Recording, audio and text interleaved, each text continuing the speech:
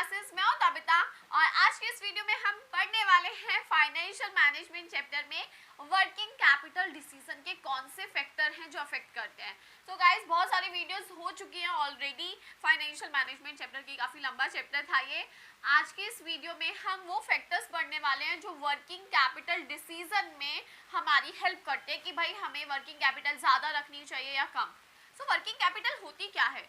So guys जो भी हमारे बिजनेस में हम करंट एसेट्स में पैसा इन्वेस्ट करते हैं उसे वर्किंग कैपिटल कहा जाता है। लाइक आपके रॉ मटेरियल हो गए, आपके डेटर्स हो गए, सो ये सब आपकी वर्किंग कैपिटल का पार्ट है, ठीक है। और नेट वर्किंग कैपिटल किसे कहते हैं? दैट इज करंट एसेट्स में से करंट लायबिलिटी को माइनस कर देना नेट वर्किंग कैपिटल है। सो ये हमें ज़्यादा मेंटेन करनी है या कम करनी है, क्योंकि ये डिसीजन ना बिजनेस की प्रॉफिटेबिलिटी और लिक्विडिटी दोनों को इफेक्ट करता है। तो इसलिए हमें वर्किंग कैपिटल डिसीजन काफ़ी सोच समझकर लेना पड़ता है।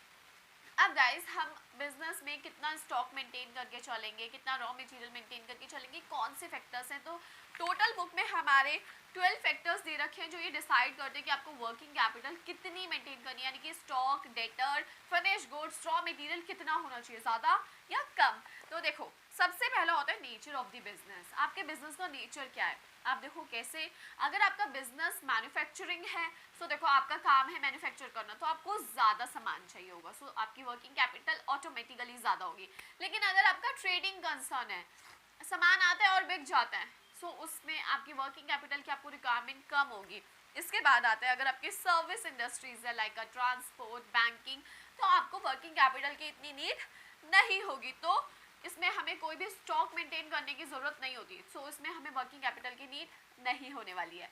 सो आपको इसमें डिसाइड करना होता है कि आपकी इंडस्ट्री कौन सी है, मैन्युफैक्चरिंग है, सर्विस है या फिर ट्रेडिंग कंसर्न है।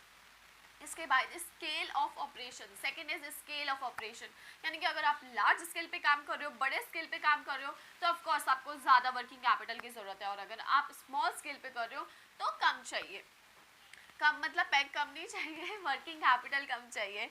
इसके बाद थर्ड है गाइस बिजनेस साइकिल। देखो हम बिजनेस साइकिल जब चलता है, एक पीरियड आता है कि बहुत अच्छा बिजनेस फ्लरिश हो रखा होता है, बहुत सारी सेल होती है, जिसे हम बूम पीरियड कहते हैं। क्या कहते हैं? Boom, BOOM, boom period. तो उस समय पर हमें बहुत ज़्यादा स्टॉक मेंटेन करके चलना है, और जब हमारा पीरियड डाउन हो जाता है, उस समय पर डिप्रेस टाइम होता है, तो उस समय पर हमें लो वर्किंग कैपिटल ज़रूरत होती है। इसके बाद आता है guys seasonal factor, that is the fourth factor, seasonal factor. अगर आपके बिजनेस में सीजन का रोल है और आपके काम का सीजन आने वाला है, जैसे कि रेनिंग सीजन में हमें अम्ब्रेलास की ज़रूरत होती है, तो उस समय पर उनको ज़्यादा वर्किंग कैपिटल चाहिए होती है, क्योंकि उनको बहुत सारा स्टॉक मेंटेन करना है। सो अगर आपका सीजनल फैक्टर है, सीजन है, तो आपको ज़्यादा वर्किंग कैपिटल चाहिए। और अगर सीजन नहीं है, अब अगर कोई इस समय पर अम्ब्रेलास की कोई भी डिमांड नहीं कर रहा है, तो इस समय पर उन्हें कम वर्किंग कैपिटल चाहिए होगी। इसके बाद गाइस फिफ्थ है प्रोडक्शन साइकिल या फिर प्रोसेसिंग साइकिल। प्रोडक्शन साइकिल किसे कहते हैं? प्रोडक्शन साइकिल कहते हैं कि आपने जब अपना रॉ मटेरियल मंगाया और फिनिश गुड्स बनने में उसे कितना टाइम लगा। कई सामान होते हैं लाइक जैसे कार मैन्युफैक्चरिंग होगी, काफ़ी टाइम लगता है। वहीं पर अगर आप चेयर मैन्युफैक्चरिंग देखो तो भाई 2 से 3 दिन में बन जाएगी या 1 दिन में भी बन जाएगी। सो अगर आपका जो प्रोसेसिंग साइकिल या प्रोडक्शन साइकिल जिसे कहते हैं लंबा है, तो आपको ज़्यादा वर्किंग कैपिटल चाहिए। तो ये तो नहीं है कि आप एक कार बनाने में अगर 6 महीना लगा रहे हो तो 6 महीने तक कोई कार बेचोगे ही नहीं। सो इस केस में हमें अपना स्टॉक तो मेंटेन करके चलना ही पड़ता है। सो इस केस में हमें ज़्यादा वर्किंग कैपिटल की नीड होती है।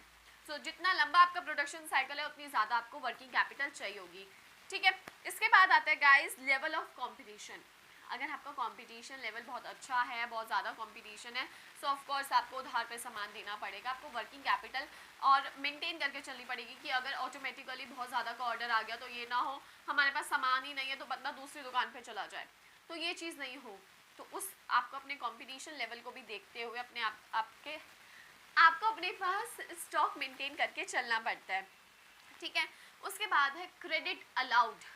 क्रेडिट अलाउड का क्या मतलब है कि अगर आपके बिजनेस में आप अलाउड की फैसिलिटी रखते हो कि आप सामने वाले को उधार पे सामान देते हो, तो देखो आपको ज़्यादा वर्किंग कैपिटल चाहिए, यानी कि आपको स्टॉक वगैरह ज़्यादा मेंटेन करके चलना है, क्योंकि आपको पता है कि भाई सामने वाला जब पैसे देगा तब हम कुछ और खरीदेंगे, तो हमारे पास इतना सामान हो ऑलरेडी कि भाई जितने भी कस्टमर आए वो खरीद सके उधार पर, अगर आप अलाउड की फैसिलिटी दे रहे हो, क्रेडिट अलाउड की।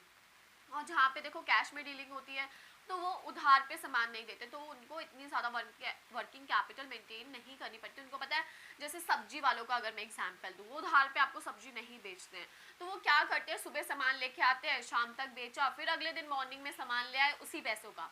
लेकिन एक दुकानदार जो उधार पे सामान देता है, उसको क्या करना पड़ता है, बहुत सारा पैसा लगाना पड़ता है, और जब वो उधार पे सामान देता है तो उसे फिर घर से पैसा लेके आना पड़ता है, क्योंकि अभी उधार वालों ने पैसा नहीं दिया। ठीक है, तो इस चीज़ को समझना है। इसके बाद गाइस आता है क्रेडिट अवेल। जैसे ही एक बिजनेस क्रेडिट अलाउ करता है अपने कस्टमर्स को, इसी तरीके से उसे अगर क्रेडिट मिल जाता है, यानी कि अगर मेरा बिजनेस है और मुझे अपने सप्लायर से क्रेडिट मिल रहा है, उधार पे सामान मिल रहा है, तो भाई मेरा काम चल रहा है, मुझे इतना ज़्यादा बिजनेस में कैपिटल, मतलब मेरे को रॉ मटेरियल खरीदने की बहुत अर्जेंटली उसको पैसे देने की ज़रूरत नहीं है, तो उधार पे खरीद कर भी मैं 1 लाख रुपए का सामान बेच सकती हूँ।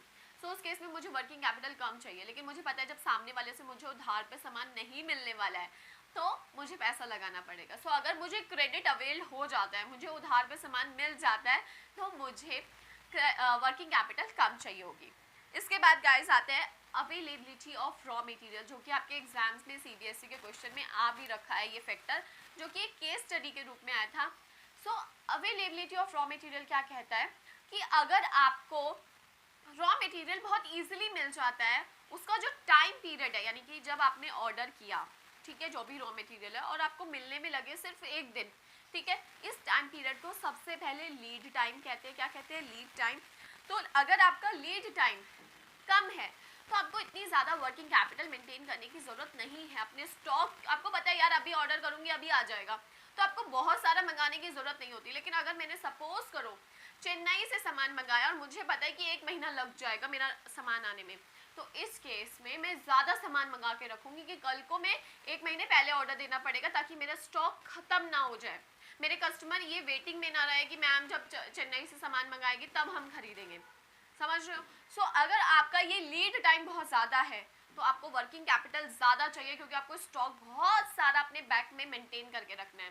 लेकिन अगर आपको पता है मेरे को ऑर्डर देने पे फटाफट सामान आ जाता है, लीड टाइम कम है, सो आप वर्किंग कैपिटल कम भी मेंटेन करके चल सकते हो, यानी कि स्टॉक कम मेंटेन करके चल सकते हो।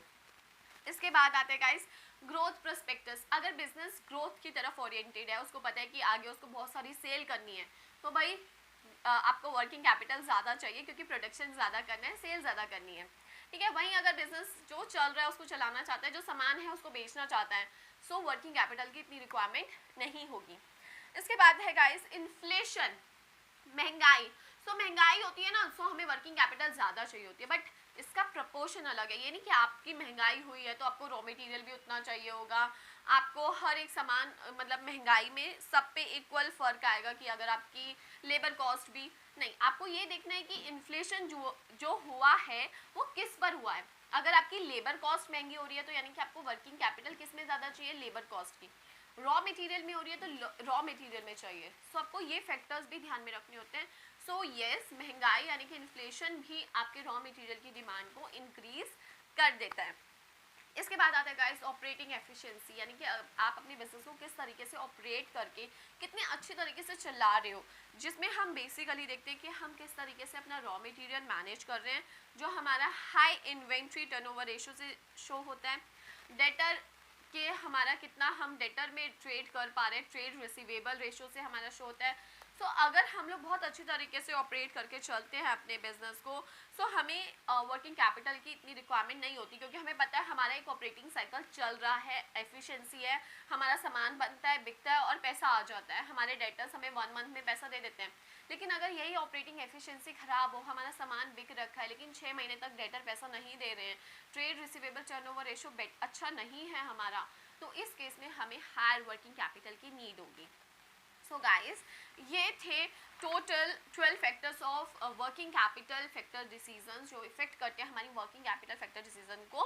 ठीक है, सो ये चीज़ बहुत मैटर करती है। आई होप आप लोगों को समझ आई होगी, और अगर समझ आई गाइस तो इस वीडियो को लाइक शेयर कमेंट ज़रूर करें, चैनल को सब्सक्राइब करें और बेल आइकन को प्रेस करें, और अपने डाउट आप मेरे से यूट्यूब एंड इंस्टाग्राम पर पूछ सकते हैं। Thank you.